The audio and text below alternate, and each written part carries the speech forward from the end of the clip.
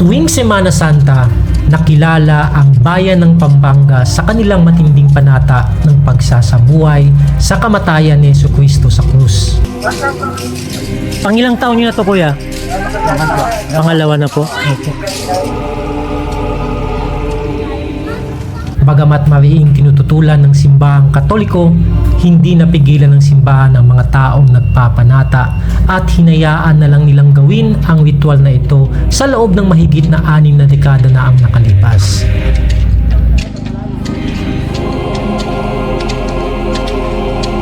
Alam nyo guys, no, bang iba talaga sa pakiramdam pag makikita nyo ito sa personal kaysa sa napapanood nyo lang online.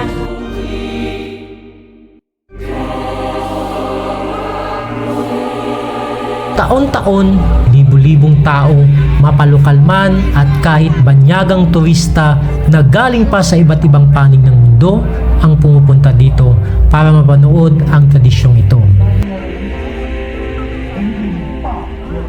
Sa mata ng ibang sektang Kristiyano at sa ibang relihiyon, maitutuwing ang ritual na ito na isang kalapastangan na kailanman ay di tinuturo para gawin ng tao at hindi ito naaayon sa banal na kasulatan.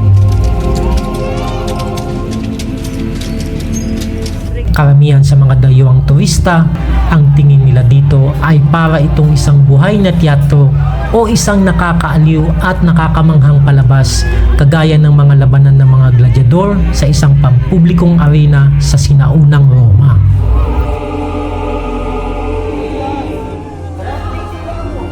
Taliwas naman ang paniniwala ng ating mga kababayang nagpapanata.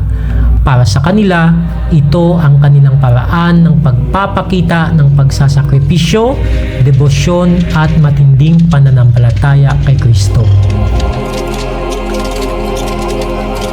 Bilang isa ring Katoliko, iba ang aking nasaksihan. Meron pang mas malalim na dahilan.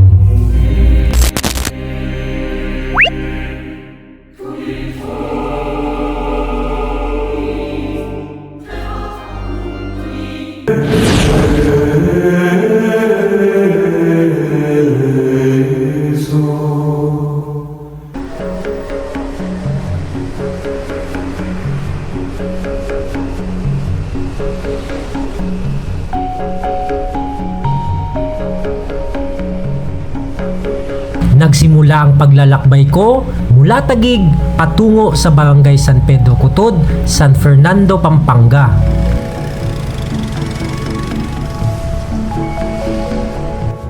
Humigit kumulang nasa 3 oras ang ibibiyahe ko para makarating sa bayan ng San Fernando.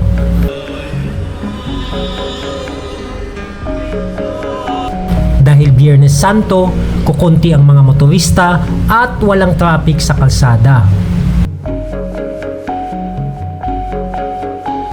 Hindi pa man ako nakarating sa destinasyon ko ay may nakita na akong nagpapanata dito sa highway ng Barangay San Matias, Pampanga.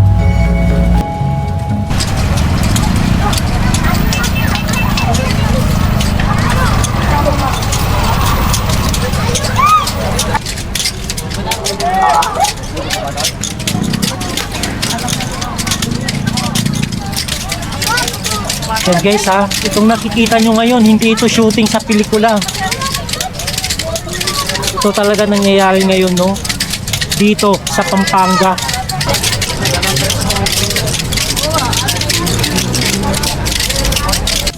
Maraming katanungan ang pumapasok sa isip ko sa mga oras na iyon. Bakit nga ba nila ito ginagawa? At sa muli kong paglalakbay ay nakita ko ang grupong ito na naghahanda pa lamang. Ito na marahil ang pagkakataon ko para makapagtanong. Pangilang taon nyo na to, kuya? Pangalawa na po. Okay. Ano po yung motivation ninyo? Bakit nyo to ginagawa ganito taon-taon? Nagkasamay mama ko eh. Mama ko. Panato. Ilang taon nyo na po itong ginagawa, Kuya Christian? Ngayon taon pa lang po. Ito yung unang taon na ano nyo po. Ano po yung motivation nyo sa paggawa po nito? Yung anak ko po di po matanggal-tanggal yung sakit niya. Ilang buwan na ako kasi. naubos na ho yung pera ko sa nakakapangutang. Unti-unti nang nagkakaroon ng kasagutan ang aking mga tanong at para mas maintindihan ko palalo, minabuti kong puntahan na mismo ang sentro ng debosyong ito. Dito sa Barangay San Pedro Cutod, San Fernando, Pampanga.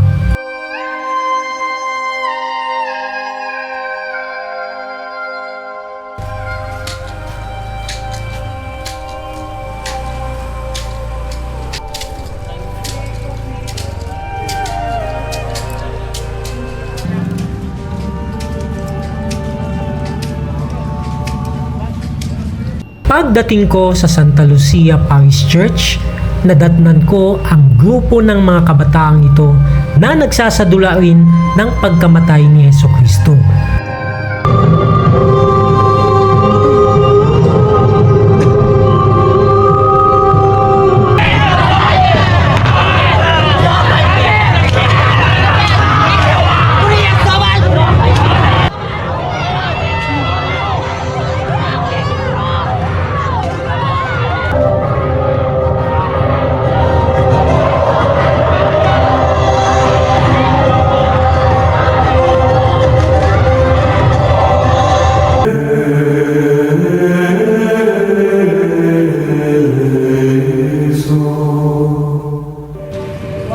Pagkatapos ng dula, nakita ko ang mga nagpapanata na dito sa Santa Lucia Parish Church sila humihinto para mag-alay ng dasal. Sa nakita ko ngayon, ito na ang pinakamatinding debosyon ng isang Katoliko. Mas matindi pa sa siksikan at balyahan ng itim na Nazareno ng Quiapo. Ayan guys, no, isipin nyo kung gaano kahirap itong ginagawa nila.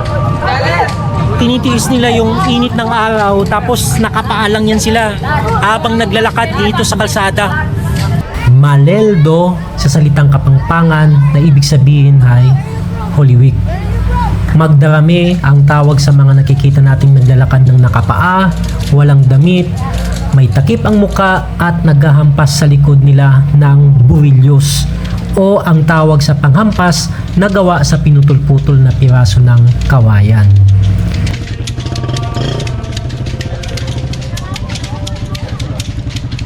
Via Crucis ang tawag sa posisyon ng mga nagpepenitensya na may daladalang mabigat na krus na nagsisimbolo ng pasakit at pagpapahirap ni Kristo. Alam nyo guys, no, ibang iba talaga sa pakiramdam pag makikita nyo ito sa personal kaysa sa napapanood nyo lang online. Tira bakal naman ang tawag sa mga taong gumagamit ng blade o bubog para sugatan ang likod ng mga nagpapanata. Ayan guys, ito yung hawak ni Kuya, oh. Bubog pala ito. Ayan, so ito yung ginagamit nila guys sa pagpapadugo sa likod. Thank you Kuya. Magsalibat-bat naman ang tawag sa mga nagpepenitensya na lumuluhod o gumagapang sa mga kalsada.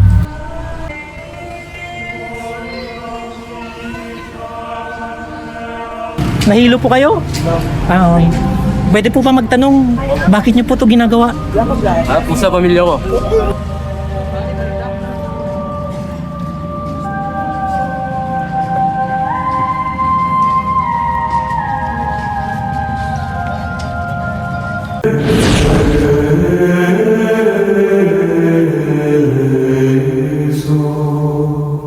Pagsapit ng hapon, nagtungo na tayo sa tinatawag nilang Kalbaryo, kahalintulad sa lugar na binanggit sa Biblia kung saan ipinako si Hesukristo. Kapansin-pansin dito ang 3 krus na kahoy na nakatayo sa gitna. Kada taon ang tradisyong ito, maliban lamang nung may pandemya, ay nakakaakit ng libo-libong manonood hindi lang dito sa ating bansa, maging sa mga dayuhang turista na galing pa sa iba't ibang panig ng mundo.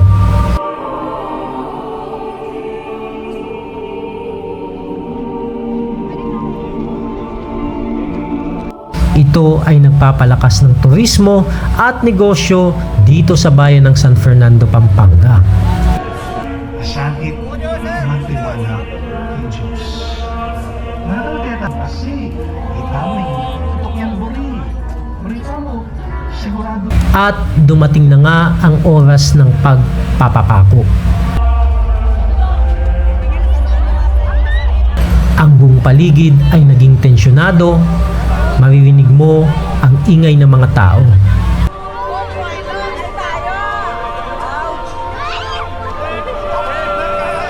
May nagtatawanan, may nagsisigawan, at meron ding tahimik na nagninilay-nilay.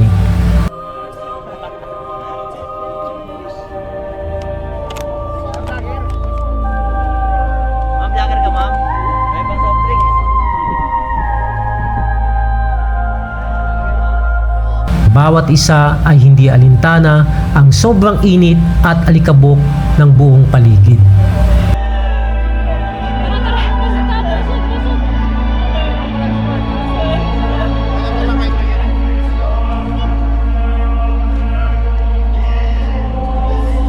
Kumpleto sa costume ang lahat ng mga kalahok sa taunang tradisyon na ito.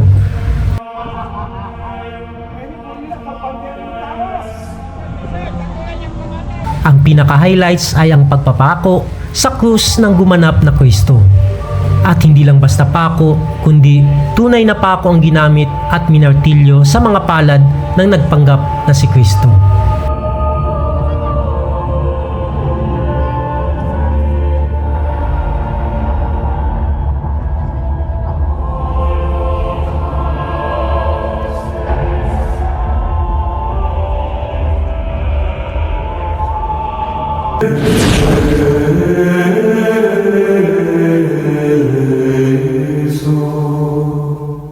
Sa makabagong modernong panahon natin ngayon, ang mga Hudas ay hindi lang 30 pilak ang kanilang mga natatanggap, kundi mali-maletang bilyones na pera na ninanakaw sa kaban ng ating bayan. Pera na sana'y ginagamit sa maayos na mga social government services gaya ng pagpapatayo ng mga ospital, livelihood programs, tulong sa mga magsasaka, benepisyo ng mga ordinaryong manggagawa at iba pang programa na ang layon ay makatulong sa pagpapaangat ng antas ng pamumuhay ng ating mga mahihirap na kababayan.